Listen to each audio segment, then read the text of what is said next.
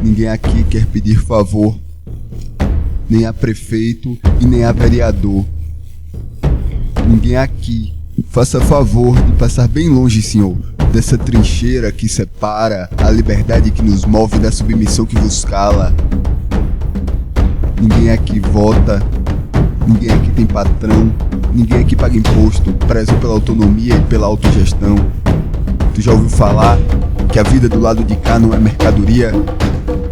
Que a pedagogia é popular e libertária, e o trabalho não gera mais-valia. Dignidade e rebeldia embriaga todo dia a luta desse sertão.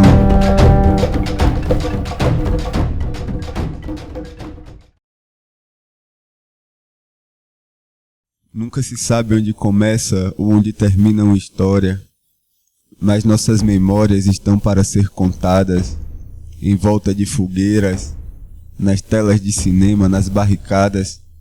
Há sempre uma luta para se contar e incendiar o coração daqueles e daquelas que virão depois de nós.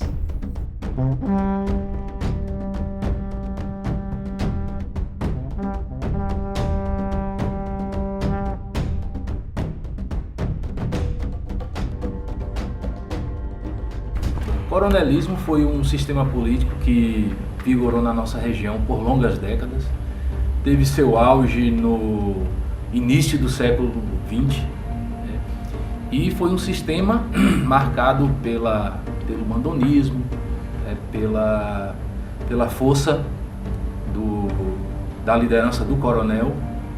E o coronelismo, ele é um fenômeno que deixou marcas, né, profundas na sociedade no que diz respeito à política, à concepção de política, de representação na nossa região.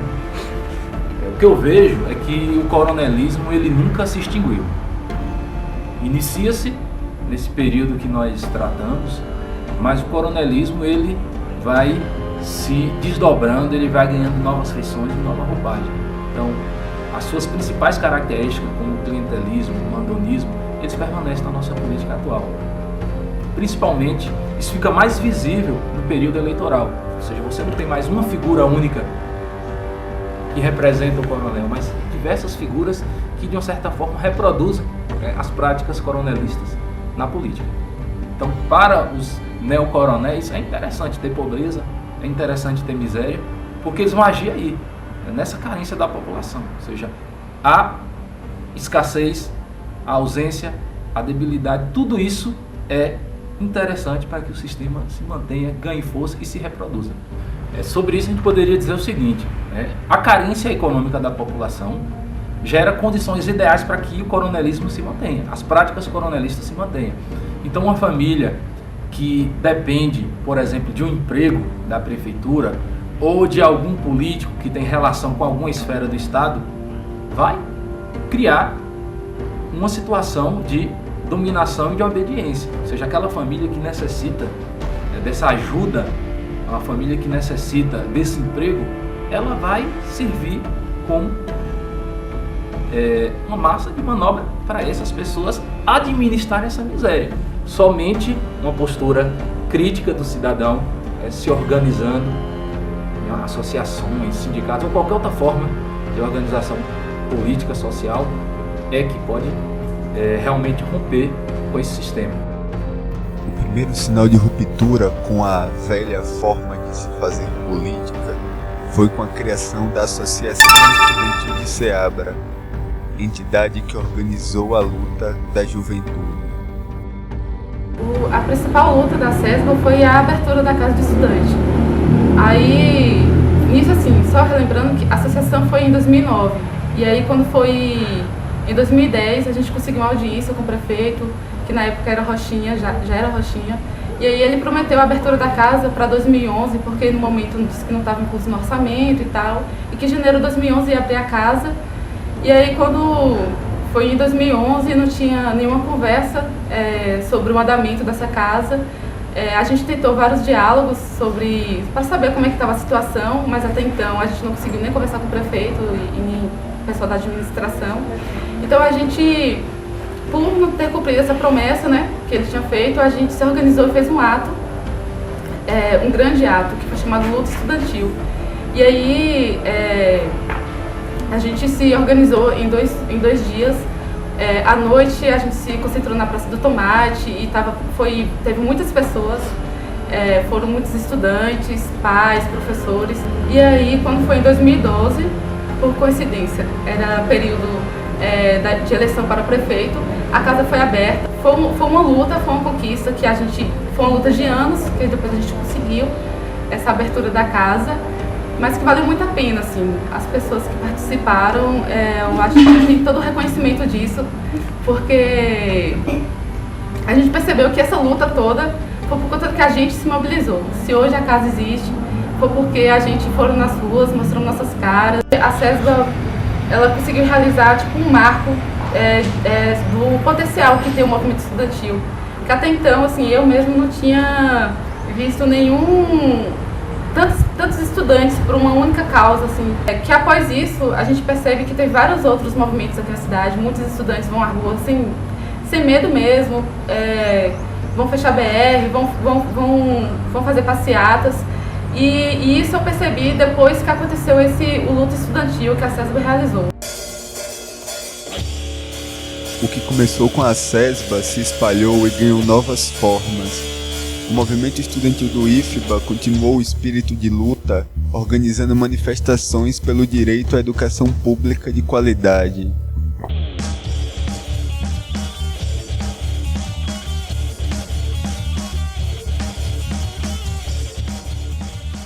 Depois de muita luta, o Instituto foi então construído em Ceabra, onde houve um acordo entre 2007 e 2009 entre o governo federal e o governo municipal. A Prefeitura de Ceabra se responsabilizou pela iluminação, pela via de acesso ao IFBA, que é a estrada vicinal que dá acesso ao Instituto, e ao transporte. O que aconteceu? Estamos já em 2015 e nada disso foi resolvido. O que eu acho que impulsiona a gente a lutar e estar dentro de um movimento que vai de confronto com a sociedade e com o que ele nos impõe, é a indignação. E é um direito da gente ter educação de qualidade, é um direito da gente ter uma estrada de qualidade, ter transporte de qualidade, porque a gente paga impostos para isso, né? Então acredito que quando a indignação permeia em você, tudo muda. Assim, você olha com outros olhos muitas coisas. E foi a partir disso que a gente começou a realmente querer bater de frente. A questão também é que se passaram 4 anos, né? E a gente ainda não conseguiu alcançar o que a gente almeja. A gente não conseguiu o apoio de que a gente teria que ter, que foi da Câmara, né? A gestão, né, não se abriu para o diálogo com a gente em todas as vezes que tentamos somente dialogar, sabe, para eles falarem o porquê ainda não tinha construído. Assim, a covardia era tamanha que ninguém chegava assim para falar, olha, a gente não está fazendo porque a gente está com falta de verba, a gente não está fazendo por causa disso e aquilo. E quando a gente percebeu que havia somente um monólogo, que a gente que tentava de todas as formas falar e eles não nos queriam ouvir, então foi quando a gente partiu para a última instância do movimento, que é realmente a manifestação nas ruas. Porque a manifestação nas ruas tem uma importância muito grande, porque os incomodados vão incomodar aqueles que estão acomodados.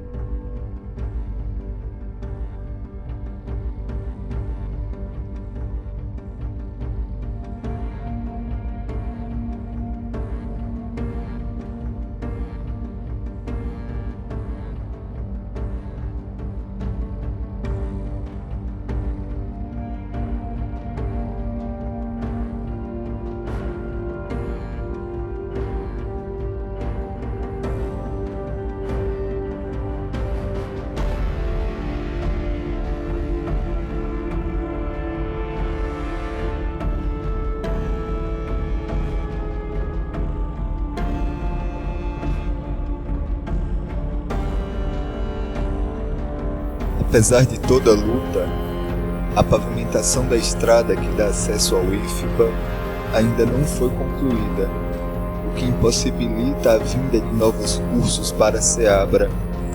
A estrada é uma das tantas obras paradas entre creches e postos de saúde. E a pergunta que fica é: até quando a população vai permanecer calada? Porque a situação política de Ceabra, infelizmente, é essa. A gente tem uma disputa de dois partidos, de duas gestões, onde só quem perde é a população. E a gente sabe que quem perde, quem é o principal prejudicado, é simplesmente a população. Eu acredito que através da juventude que muita coisa pode mudar. O sistema político, a forma do sistema financeiro, a forma da opressão. Acredito que quando a gente começa a crescer em uma sociedade e viver e não viver o que ela nos impõe, eu acho que também a gente se torna um exemplo para outras pessoas. Posso sonhar e posso construir esse sonho junto com outras pessoas. Então acho que esse anseio que o jovem carrega consigo, né? Essa sede de mudança é muito importante. E a partir dele, várias coisas podem se transformar, podem se recriar, podem criar e podem nascer. Analisar a política atual de Ceabra e as marcas que ela traz e que se permanece do coronelismo, pegando um período da história recente de Ceabra, de 1992 até 2015. Se a gente for analisar, por exemplo, quais os prefeitos que passaram pela cidade, somente 3. Isso. Então você tem a figura do ex-prefeito Dálvio Leite, que governou por 3 mandatos, Zé Carlos, que foi o seu sucessor, e o atual, Rochinha, que está no seu 2º mandato. De 1992 até agora, o mundo passou por diversas transformações. Se a gente for analisar do ponto de vista econômico, político e social, o mundo passou por diversas transformações, enquanto que Ceabra permanece com o mesmo esquema do ponto de vista político, a mesma lógica das famílias tradicionais que governam a cidade, que se revezam e que não se diferenciam em nada uma das outras. Nós temos aí governos diferentes, mas com práticas iguais, semelhantes. Então, muda-se as peças, mas o jogo continua o mesmo. E aí os jovens, eu acho que a juventude, quando ela se organiza, ela consegue muitas coisas. Assim. E a gente, em Ceabra, a gente percebe isso. Em Ceabra, a gente percebe que os movimentos que acontecem, tanto cultural quanto até político, para ter uma discussão digna, são jovens, a juventude de Ceabra consegue realizar isso. Acredito que a médio e longo prazo é possível a ruptura com esse sistema, mas enquanto cidadão aceitar e participar passivamente desse esquema, a coisa não muda. A melhor forma de participação política é a atuação cotidiana. Então, existe uma ideia muito veiculada na grande mídia, nos partidos tradicionais, de que a principal arma do cidadão é o voto. Isso é um equívoco. O poder popular está na mão de cada um. O difícil é enxergar, né? A sociedade, o sistema faz com que a gente não queira enxergar, mas está na mão de cada um. E depende de cada um da gente olhar essa força que a gente tem, e aí sim a gente pode chamar de poder popular. Eu espero de verdade que um dia as pessoas que ainda continuam desacordadas para essas situações desrespeitosas, que elas um dia acordem, que elas vejam o quanto aquilo faz mal para elas e o quanto está envolvido e acreditar nesses partidos é ruim, porque infelizmente nenhum desses partidos vai representar os anseios de verdade, porque eles estão pouco se lixando por você. Infelizmente a gente sabe que os políticos que a gente tem hoje, e eu não falo só numa instância municipal, a gente sabe que isso é muito maior que essa situação, é muito maior que Ceabra, que eles estão simplesmente preocupados por anseios próprios. a gente pode mudar o meio que a gente vive, né? A gente pode transformar a sociedade a partir de nós mesmos. E perceber que não precisa de prefeito, não precisa de secretário. E você não vê nenhuma justiça chegando aqui, sabe? Tudo tão evidente, mas parece que as pessoas não querem enxergar e ver que ali não está cumprindo algo. Então é muito foda, assim, você não ter uma forma de política alternativa. E se alguém realmente, e se a população realmente falar, não, peraí, agora quem vai mandar aqui somos nós, porque você não está fazendo nada. Para que a gente comece a perceber que o poder está nas nossas mãos e não na mão deles.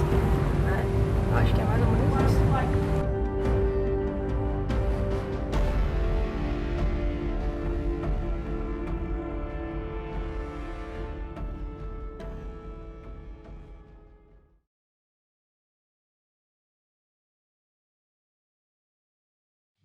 Eu tenho aqui, guardado dentro de mim, um monte de bomba. E essa porra toda vai explodir. Vocês estão me ouvindo bem? Eu tenho aqui, guardado dentro de mim, um monte de bomba. E essa porra toda vai explodir. É curto o pavio, tá vendo esses olhos fundos, tá vendo? É porque aqui ninguém dorme. A insônia tem nome de polícia, milícia, tá me entendendo? A nossa casa se chama barraco, o pesadelo tá fardado, armado. Vocês estão me ouvindo bem? É pouca vida pra muita morte, é lona preta, é pele preta, é reintegração de posse. Você sabe que vai viver assim, sabe? Não sabe, né? Aí vai pra rua gritar sem violência, sem vandalismo, sem partido. Vai vestir branco e pedir paz, meu amigo. Aqui toda camisa branca é manchada de vermelho sangue. E paz é uma palavra que não existe no vocabulário da rua. Aqui é carne crua, é ferida aberta. Ninguém tem medo de morrer aqui não, muito menos de lutar, tão pouco de morrer lutando. A gente vai quebrar tudo, vai trancar pista, queimar pneu. E não venha me dizer que é vandalismo não, tá me ouvindo bem?